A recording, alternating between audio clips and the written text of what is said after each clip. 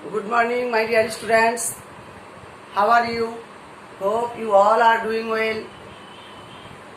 We all the teachers have started to take online class for you. I hope you all will attend all the classes and follow the instruction of all teachers.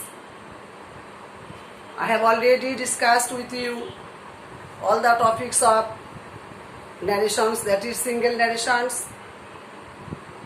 Now I shall discuss the rules of exclamatory sentence.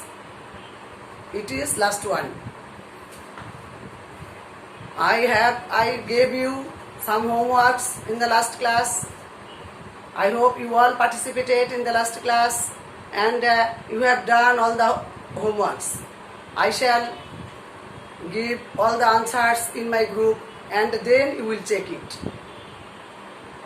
Now I am starting to discuss the rules of exclamatory sentence. Look at the board. Exclamatory sentence.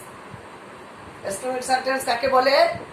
যে sentence দ্বারা বিস্ময়, হাসি, আনন্দ, দুঃখ, কষ্ট ইত্যাদি প্রকাশ পায় তাকে exclamatory sentence বলে। এক্সক্লেমেটরি সেন্টেন্সের সিঙ্গেল ন্যারেশন পারতে হলে আগে আমাদের রুলটা জানতে হবে। Look at the board and try to understand. সেই টু রিপোর্টিং ভার্বে সেই টু থাকলে এক্সক্লেম উইথ জয়, আনন্দ বোঝালে হয়। আবার এক্সক্লেম উইথ সরো বা গ্রিফ হয়, দুঃখ বোঝালে। ইনভার্টেড কমার পরিবর্তে হয় দ্যাট। সাবজেক্টের পরিবর্তন করতে হয়, এখানে সাবজেক্টের পরিবর্তন তোমরা অ্যাসার্টিভ সেন্টেন্সে যেভাবে শিখেছো ঠিক সেইভাবে মনে পড়ে। অ্যাসার্টিভ সেন্টেন্সে আমরা সাবজেক্টের পরিবর্তন করতে শিখেছি। রিপোর্টেড স্পিচের সাবজেক্ট ফার্স্ট পারসন হলে রিপোর্টিং ভার্বের সাবজেক্ট অনুসারে, সাবজেক্ট সেকেন্ড পারসন হলে রিপোর্টিং ভার্বের অবজেক্ট অনুসারে, সাবজেক্ট থার্ড পারসন হলে নো চেঞ্জ এট অল। আমি তোমাদের মনে করিয়ে দেওয়ার জন্য আবার রুলগুলো বলছি। একইভাবে সাবজেক্টের পরিবর্তন করার পর আমরা টেন্সের পরিবর্তন করব। টেন্সের পরিবর্তন অ্যাসার্টিভ, ইন্টারোগেটিভ এবং এক্সক্লেমেটরিতে সেম রুল আমি আগেও বলেছি যে রিপোর্টিং ভার্ব যদি প্রেজেন্ট টেন্স অথবা ফিউচার টেন্স থাকে রিপোর্টেড স্পিচে কখনোই টেন্সের কোনো পরিবর্তন হয় না। কিন্তু রিপোর্টিং ভার্ব যদি পাস্ট টেন্স থাকে তাহলে অবশ্যই টেন্সের পরিবর্তন করতে হয়। তোমরা আগের ক্লাস ফলো করলে ডিটেইল বুঝতে পারবে, মনে পড়বে সবকিছু। ওকে, এখন টেন্সের পরিবর্তন করার পর এক্সটেনশন। যদি এক্সক্লেমেটরি সেন্টেন্সটি হোয়াট হাউ দিয়ে শুরু হয় তাহলে ন্যারেশনে সেই হোয়াট হাউ উঠে যাবে, ভার্বের পর ভেরি অথবা গ্রেট বসবে। আমি একটু উদাহরণ দিচ্ছি এখানে।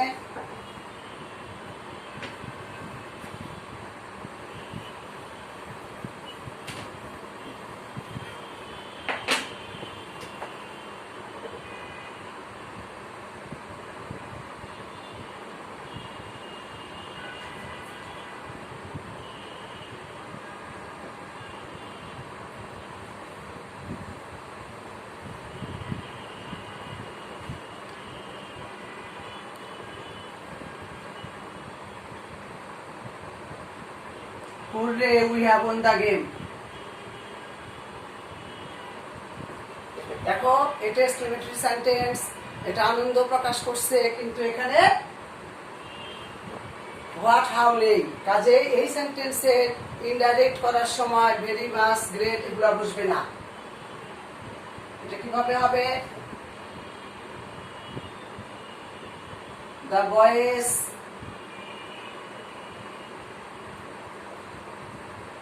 exclaimed with কি লিখবো? সরো লিখবো না জয় লিখবো? বোঝাই যাচ্ছে এখানে আমরা এখানে আনন্দ প্রকাশ পাচ্ছে, তাই আমরা এখানে লিখবো hurray, sorry joy. That, that এখানে উই আছে ফার্স্ট পারসন, ফার্স্ট পারসন থাকলে আমরা সাবজেক্টে যাব। এখানে দা বয়েস আছে, আমরা লিখবো দে, ব্র্যাকেটে নামের সংকেত দিয়ে দিব, বয়েস বোঝানো। তারপর এখানে রিপোর্টিং ভার্ব পাস্ট টেন্স, আমরা এখানেও টেন্সের পরিবর্তন করব। এখানে আছে প্রেজেন্ট পারফেক্ট টেন্স, এটা হবে past perfect tense, had won the game.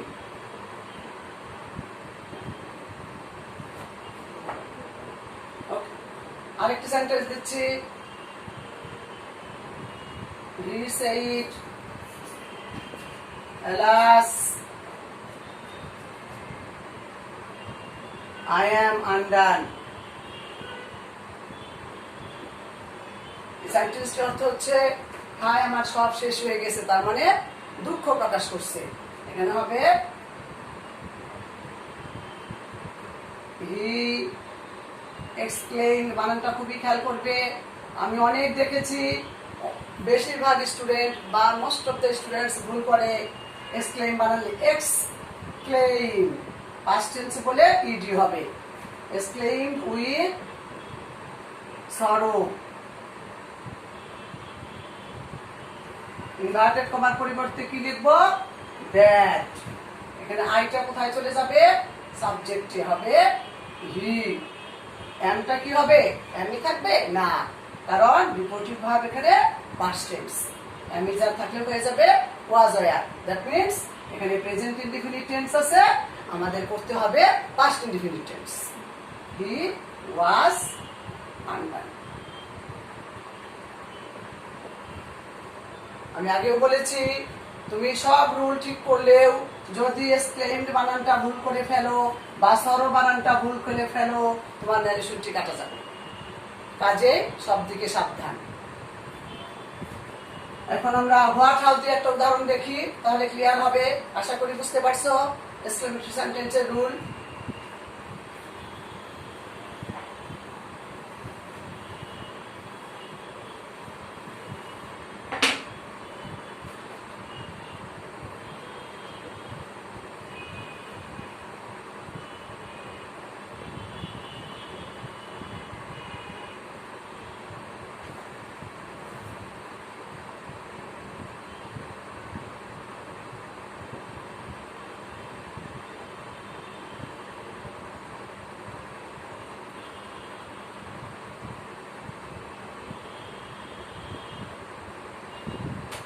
How nice the bird is। যখন এলাস বা হুররে দিয়ে করলাম তখন কিন্তু আমরা এক্সক্লেমেশন চিহ্নটা এলাস বা হুররের পরে দিয়েছিলাম, লাস্টে দিয়েছিলাম ফুল স্টপ। কিন্তু এখানে এলাস হুররে নেই, এখানে লাস্টে অবশ্যই এক্সক্লেমেশন চিহ্ন দিতে হবে, ইনডাইরেক্ট। এটা বুঝতে পারছো, এটা হাউ নাইস অর্থাৎ আনন্দ প্রকাশ করছে। তাহলে আমরা এখানে কি লিখবো, হেনা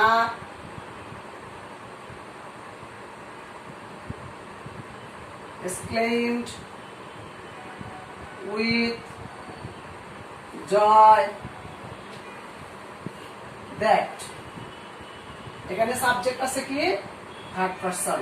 আমরা জানি থার্ড পারসন থাকলে সাবজেক্টের কোনো পরিবর্তন করতে হয় না, সেটা কোনো সেন্টেন্সই না। দা বার্ড আছে, আমরা এখানে কি লিখবো, দা বার্ডই লিখবো। এখানে ইজ আছে, আমরা ইজটাকে কি বানাবো, যেহেতু রিপোর্টিং ভার্ব পাস্ট টেন্স অবশ্যই আমরা টেন্সের পরিবর্তন করব। প্রেজেন্ট ইনডিফিনিট আছে, আমরা লিখবো পাস্ট ইনডিফিনিট। এম ইজ আর এর পাস্ট ফর্ম ওয়াজ ওয়্যার, ওয়াজ এখানে হবে ভেরি। এই হাউ থাকার কারণে যে এক্সক্লেমেটরি সেন্টেন্সটি হোয়াট বা হাউ দিয়ে শুরু হবে, সেই এক্সক্লেমেটরি সেন্টেন্সে ন্যারেশন ইনডাইরেক্ট করতে হোয়াট হাউ উঠে যাবে, অবশ্যই ভার্বের পরে ভেরি অথবা গ্রেট ব্যবহার করতে হবে। ভেরি, তারপর এক্সটেনশন কি আছে, নাইস। আমি হোয়াট দিয়ে একটা দেখাচ্ছি।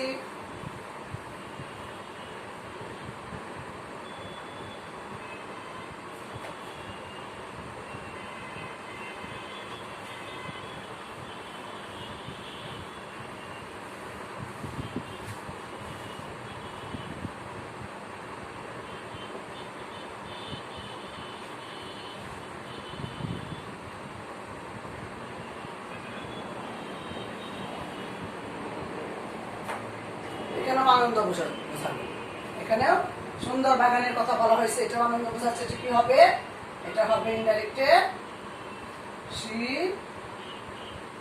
Exclaimed.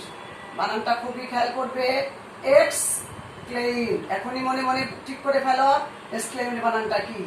Exclaimed, the exclaimed with joy that, এখানে সাবজেক্ট হচ্ছে এ বিউটিফুল গার্ডেন,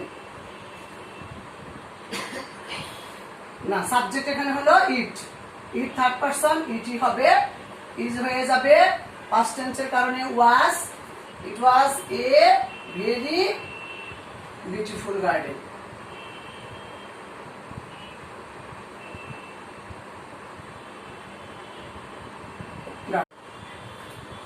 শোনো, এক্সক্লেমেটরি সেন্টেন্সে আমি তোমাদের 4টা উদাহরণ বুঝালাম, হোয়াট হাউ দিয়ে কিভাবে হয়, হোয়াট হাউ ছাড়া কিভাবে। এখন দেখো বোর্ডের দিকে আমি আরো 3টা উদাহরণ লিখেছি, সেটা হলো brave you have done very well. দেখো এই সেন্টেন্সটিতে রিপোর্টিং ভার্বই নেই। আমাদের তাহলে জানতে হবে আমরা রিপোর্টিং ভার্ব কিভাবে তৈরি করব। আমরা প্যাসেজ ন্যারেশনে এরকম পেয়ে থাকি। রিপোর্টিং ভার্ব আমরা তৈরি করব কিভাবে, যদি সাবজেক্ট না থাকে তাহলে আমরা লিখব সাবজেক্টের পরিবর্তে দ্য স্পিকার। ভুলটা খুবই গুরুত্বপূর্ণ। রিপোর্টিং ভার্ব না থাকলে আমরা কিভাবে রিপোর্টিং ভার্ব তৈরি করে ন্যারেশনটি চেঞ্জ করব। সাবজেক্ট না থাকলে কি হবে, দ্য স্পিকার। অবজেক্ট না থাকলে কি হবে, অবজেক্ট না থাকলে হবে দ্য পারসন স্পোকেন টু। আমি আবারও বলছি, যদি রিপোর্টিং ভার্ব না থাকে তাহলে আমরা রিপোর্টিং ভার্ব আমাদের তৈরি করে নিতে হবে। তখন সাবজেক্টের পরিবর্তে লিখব দ্য স্পিকার, অবজেক্টের পরিবর্তে লিখব দ্য পারসন স্পোকেন টু। অনেক সময় সাবজেক্ট থাকে, অবজেক্ট থাকে না, কিন্তু আমাদের অবজেক্ট তৈরি করার প্রয়োজন হয়, তখন তোমরা লিখবা দ্য পারসন স্পোকেন টু। আমরা এখানে উপরে যে সেন্টেন্সটা লিখেছি bravo you have done very well, এখানে আমাদের রিপোর্টিং ভার্ব নাই। দেখো আমরা তৈরি করতেছি সাবজেক্টের পরিবর্তে কি লিখলাম, খুব ভালোভাবে খেয়াল করো, দ্য স্পিকার। যেহেতু এখানে আনন্দ বোঝাচ্ছে আমরা কি লিখবো, এক্সক্লেমেটরি সেন্টেন্স, যেহেতু এক্সক্লেইমড উইথ জয় দ্যাট, এখানে অবজেক্টের প্রয়োজন নাই, এক্সক্লেমেটরি সেন্টেন্সে অবজেক্টের প্রয়োজন নাই। দ্যাট ইউটা পরিবর্তন, যে দ্য পারসন স্পোকেন টু ধরে নিতে হবে, তোমাকে অবজেক্ট হিসেবে তোমাকে ধরে নিতে হবে দ্য পারসন স্পোকেন টু। আমরা লিখবো হি, ব্র্যাকেটে দিতে হবে পি, তাহলে টিচার বুঝে যাবে এটা তুমি কি বুঝাইছো। পারসন স্পোকেন টু, এখানে প্রেজেন্ট টেন্স আছে, আমাদের হবে প্রেজেন্ট পারফেক্ট টেন্স আছে, আমাদের হয়ে যাবে past perfect tense, had done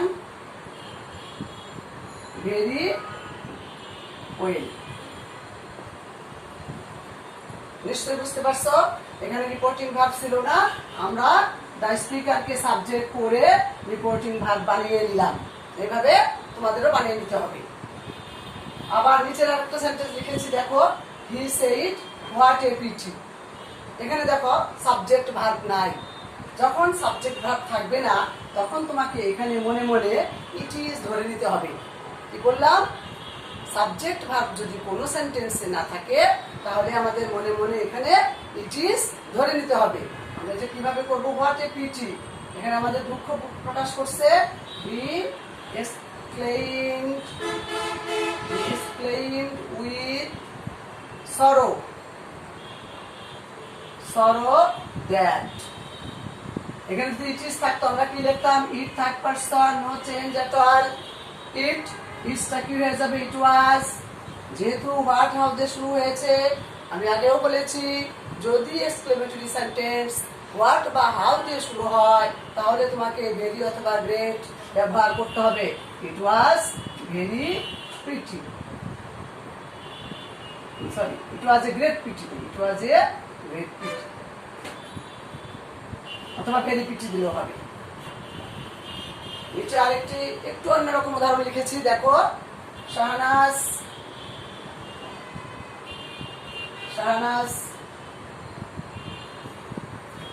what a nice gift I have got for you. এখানেও আনন্দ প্রকাশ পাইছে, এক্সক্লেইমড উইথ জয়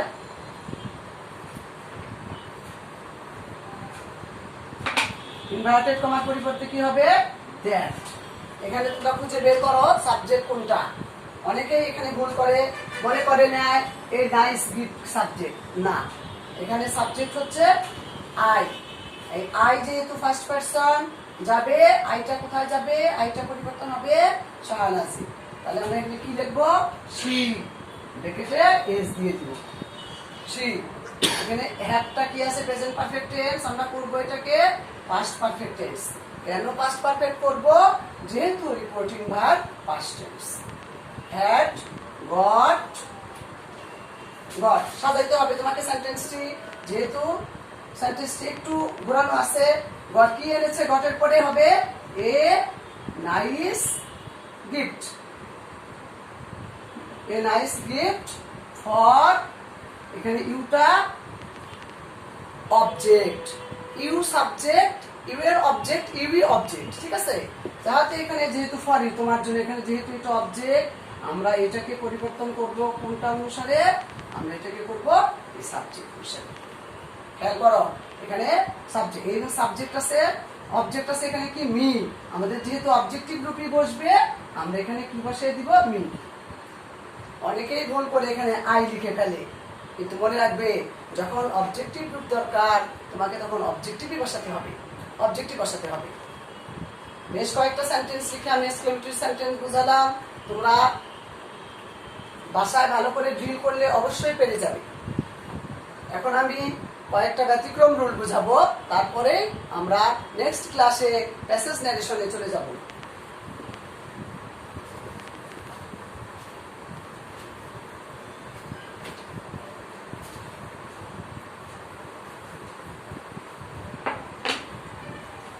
তোমাদের আমার বলা হয়নি, খুব সম্ভবত গুড মর্নিং থাকে অনেক সময়, গুড মর্নিং, অনেক সময় থাকে গুড বাই বা গুড নাইট। যখন গুড মর্নিং ওয়ার্ড থাকে তখন তোমাকে রিপোর্টিং ভার্বের পরিবর্তে লিখতে হবে উইশ। যখন গুড বাই, গুড নাইট যখন বিদায় বুঝাবে তখন লিখতে হবে বেড। এই বেডের প্রেজেন্ট ফর্ম হচ্ছে বিড। রিপোর্টিং ভার্ব প্রেজেন্ট টেন্স হলে বিড হয়, কিন্তু সাধারণত আমরা দেখে থাকি রিপোর্টিং ভার্ব এখানে পাস্ট টেন্সই হয়, তখন বিডের পাস্ট টেন্স লিখতে হবে বেড। আমরা একটা উদাহরণ দিয়ে বুঝাই, তাহলে পরিষ্কার হয়ে যাবে। He said to me, sorry,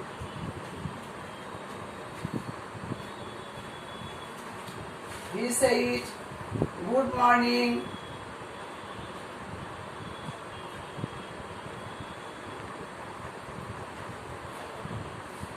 good morning Mr.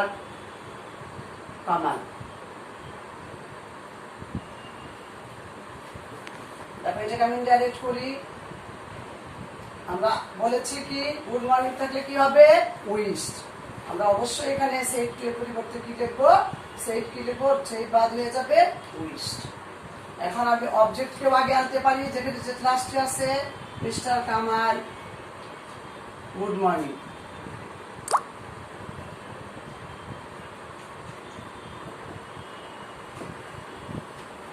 আবার আরেকভাবে এটা উত্তর লেখা যায়, সেটা হলো হি উইশড। যদি আমি উইশডের পরে গুড মর্নিং লিখি, গুড মর্নিং, তখন আমাদের এখানে একটা টু ব্যবহার করে কাকে বললাম সেটা লিখতে হবে।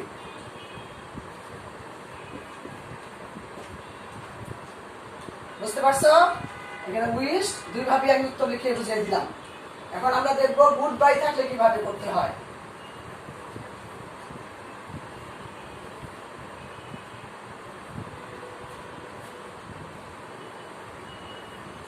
He said, goodbye, my friend.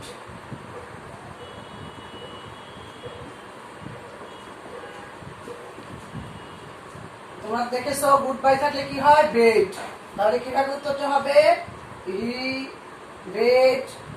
এখানে মাই পসেসিভ প্রোনাউন, পসেসিভ প্রোনাউন কি তোমাদের আগেই বুঝিয়েছি। পসেসিভ প্রোনাউন আই চলে যাবে সাবজেক্টে, এখানে হি এর পসেসিভ প্রোনাউন হবে হিজ কেন সাবজেক্টে গেল, এটা first person. His friend good bye, good bye. একইভাবে তুমি যদি হিজ ফ্রেন্ডকে শেষে নাও তাহলে টু দিতে হবে, এইভাবে করাটাই সহজ। আরেকটা উদাহরণ লিখছি, সেটা হচ্ছে কনগ্রেচুলেশন থাকে অনেক সময়।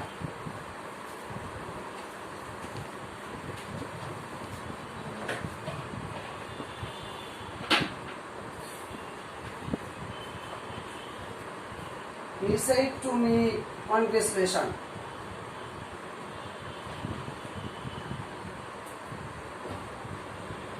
দেখো এই সেন্টেন্সটিতে এই রিপোর্টেড স্পিচের ভিতরে দেখো কত ব্যতিক্রম এটি। না সাবজেক্ট আছে, না ভার্ব আছে, না অবজেক্ট আছে। যদি কনগ্রেচুলেশন কোনো সেন্টেন্সে থাকে তখন আমরা মনে রাখবা, তখন কি করব, সেড টু এর পরিবর্তে আমরা লিখে দিব কনগ্রেচুলেটেড। খেয়াল করো বানানটি, সেড টু কনগ্রেচুলেশন থাকলে আমরা কি করব, সেড টু এর জায়গায় লিখব কনগ্রেচুলেটেড। পাস্ট টেন্স যেহেতু থাকে সাধারণত কন। বানান খেয়াল করো, অবশ্যই বানানটা ভুল করলে কোনো লাভ নেই, নাম্বার কাটা যাবে। কন তারপরে কি গ্রে টু লেটেড, এভাবে বানান খেয়াল করলে তোমার কখনো ভুল হবে না। কনগ্রেচুলেটেড, লেটেড। তাহলে এই উত্তরটা কি হবে, কনগ্রেচুলেটেড মি। আরেকটি উদাহরণ দিয়ে আমি ক্লাস শেষ করব, সেটা হচ্ছে অনেক সময় থাকে থ্যাংক ইউ। যেমন the teacher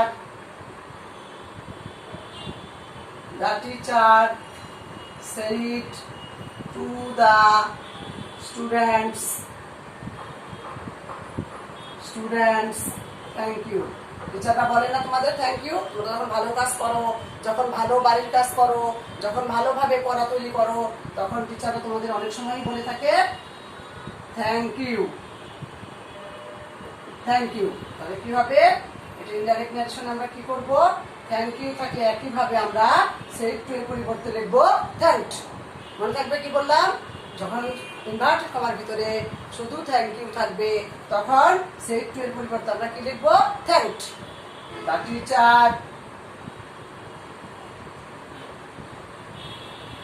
teacher thanked the students.